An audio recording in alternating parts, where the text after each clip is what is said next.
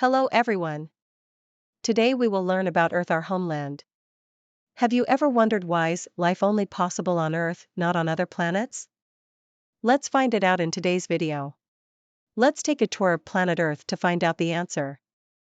The first reason is that Earth is situated at an ideal distance from the Sun, allowing it to receive the right amount of solar energy to support life. This helps many animals to get their energy to survive.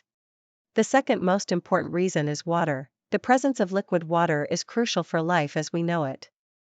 Earth's moderate temperatures allow water to exist in a liquid state, providing a vital medium for biochemical reactions. Let's explore further and find more about it.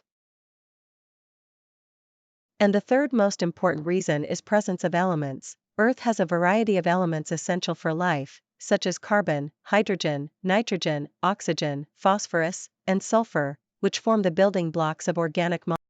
Question. Let's end our today's tour here. Don't forget to like, subscribe and open the notification button. Bye. And thanks for watching our today's video.